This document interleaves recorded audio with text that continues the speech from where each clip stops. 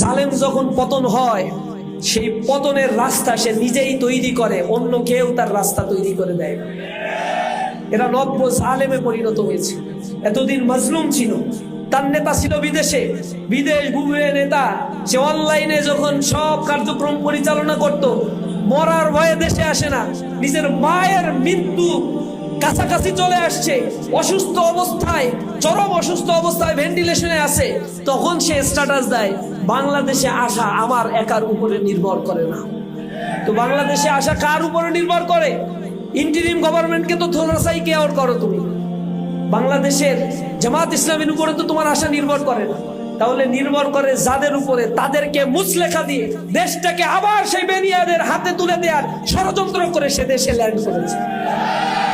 তাদের বিরুদ্ধে দেখবেন কোনো কথা নাই, আওয়ামী লীগের বিরুদ্ধে কথা নাই, আধিপত্যবাদের বিরুদ্ধে কথা নাই, কথা এনায় বেনায় বলে যে সংগঠনটা, যে মানবতার সংগঠন, তারা জুলুম, নির্যাতন, নিষ্পেষণ, গুম, খুন, হুলিয়া, হত্যা মামলা মাথায় নিয়ে তাদের নেতা কর্মীরা বছরের পর বছর জেল কেটেছে, তাদেরকে বলে আবার গুপ্ত।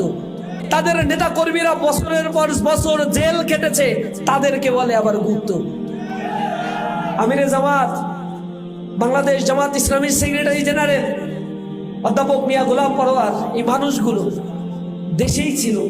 গোলাম পরোয়ার ভাইকে আমিরে মানে আওয়ামী লীগের আমলে 8টা বছর জেলখানায় আটকে রাখা হয়েছে। আমিরে জামাতকে জেলখানায় আটকে রেখেছে, আমি সাক্ষী, আমার সাথে ছিল। সেখানে হাই সিকিউরিটিতে রেখেছে, তার সন্তান নিচতলায়, সে উপরতলায় থাকে। সন্তানের সাথে বাপের যাতে দেখা না হয়, আমাদের জেলের মধ্যে, জেল তার নাম সেল, ওই সেলের মধ্যে আটকে রাখতো। 1 ঘন্টা মাত্র উঠানে হাঁটতে দিত আমাদের, সেই 1 ঘন্টাও সতর্ক থাকতো আমিরে জামাত নামলে তার সন্তান যেন তখন ছুটি না পায়, তার সাথে যেন সন্তানের দেখা না হয়। কি পরিমাণে জালেম তারা ছিল, তার সন্তানের সাথে দেখা করতে দেয় নাই। আমাদের ভাইদেরকে গুম করা হয়েছে, জামাত ইসলামী, ইসলামী ছাত্র শিবিরের উপরে যে গুম করা হয়েছে তার স্ট্যাটিস্টিক দেওয়া হয়েছে।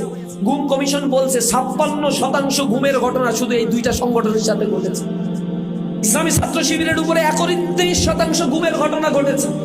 হাজার হাজার মামলা করেছে, লক্ষ লক্ষ আসামি করেছে, আমাদের ভাইদের পঙ্গু করে দেওয়া হয়েছে।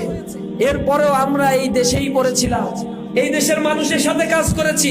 যারা আমাদের সাথে কাজ করেছে তারা আমাদের দেখেছে, এবং জুলাই বিপ্লব পরবর্তী ছাত্র সংসদ নির্বাচনগুলোতে এই তরুণরা ইসলামী ছাত্র শিবিরের উপরেই তারা আস্থা রেখেছে।